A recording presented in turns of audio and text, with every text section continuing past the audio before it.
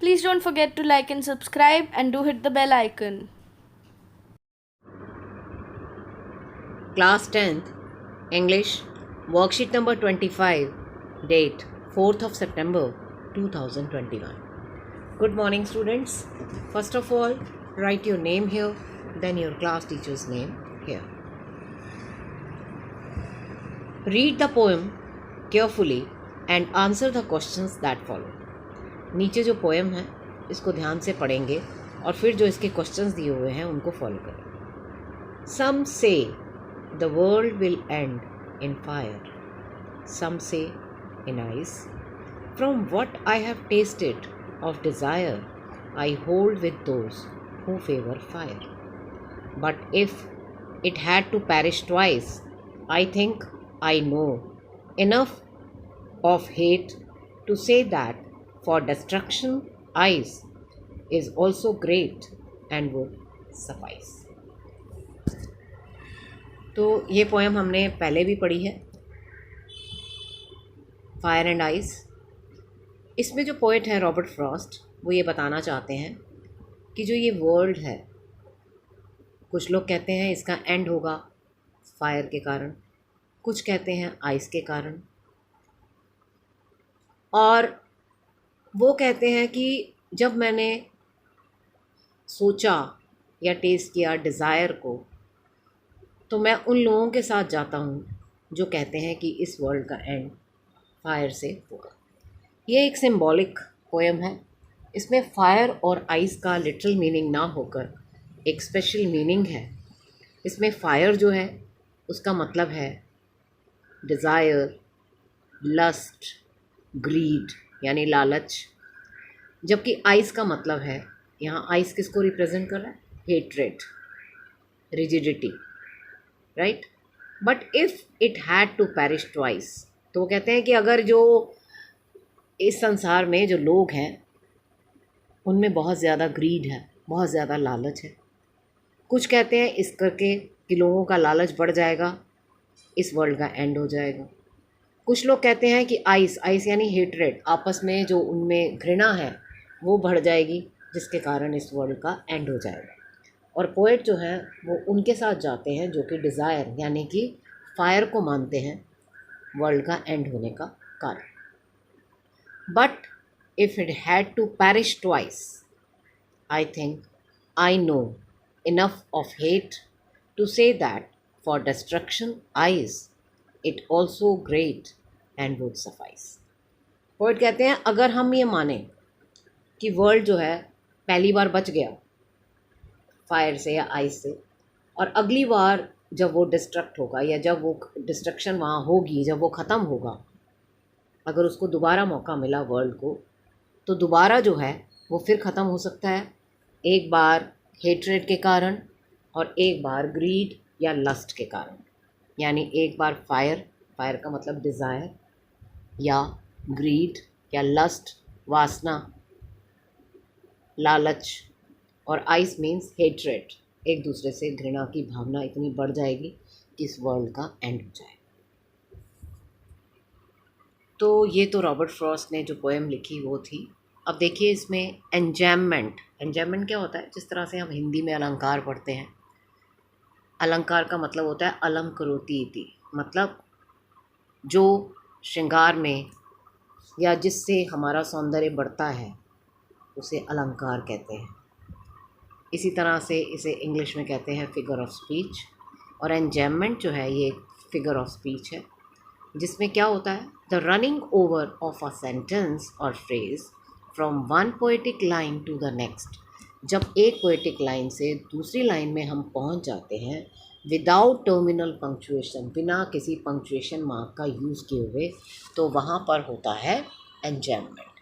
जैसे देखिए, from what I have tested of desire I hold with those who favour fire. अब अगर यहाँ पर पंक्चुएशन मार्क का यूज़ करते, यहाँ पर हम कॉमा लगा सकते थे डिज़ायर के बाद, लेकिन रॉबर्ट फ्रॉस्ट जी ने ऐसा कुछ नहीं किया. उन्होंने डायरेक्ट नेक्स्ट लाइन में वो जंप हो गए और बिना किसी पंक्चुएशन मार्क के.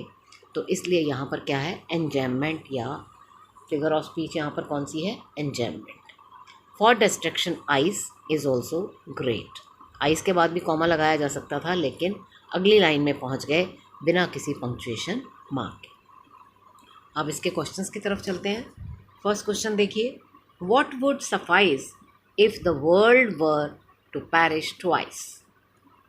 क्या सफिशिएंट होगा अगर इस वर्ल्ड को 2 बार ख़त्म होने का मौका मिले, मतलब एक बार, पहली बार बच गया, दूसरी बार, तो इसमें है hatred, right. If what would suffice if the world were to perish twice, तो इसमें 2 बार अगर मौका मिले तो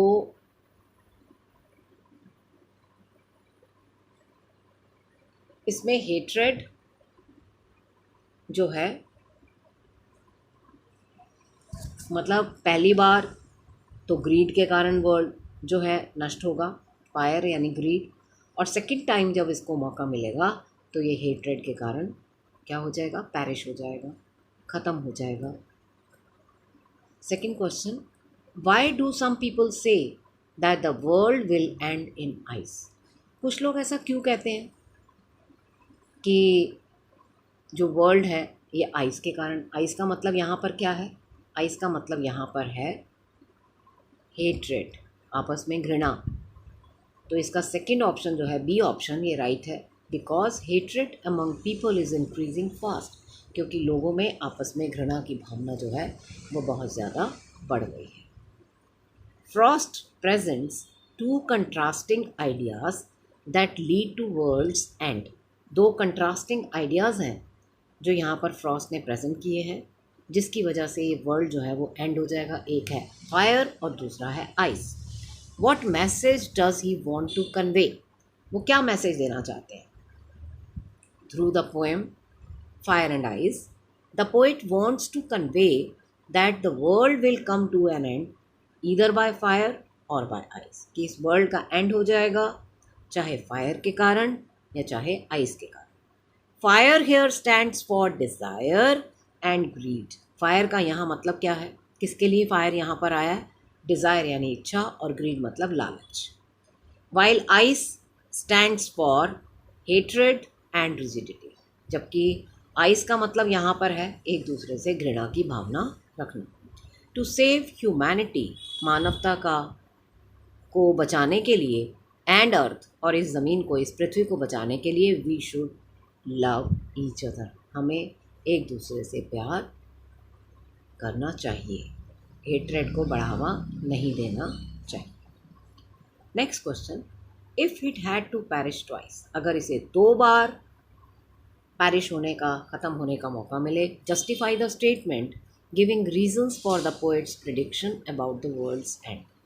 पोएट ने प्रिडिक्शन की है कि या तो वर्ल्ड फायर में ख़त्म होगा या आइस में, और अगर 2 बार मौका मिला वर्ल्ड को ख़त्म होने का, पहली बार अगर वो बच गया तो दूसरी बार अगर मौका मिलता है तो किस में एंड होगा, ये उन्होंने बताया है इसमें।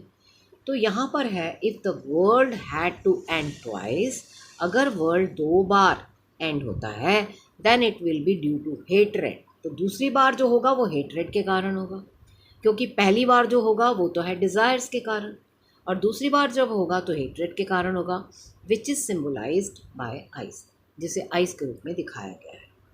The poet feels that there is enough hatred in the world that is spreading among the people, कि इस वर्ल्ड में इतनी हेट्रेड है जो कि आपस में घृणा की भावना जो है वो फैलती जा रही है, बढ़ती जा रही है।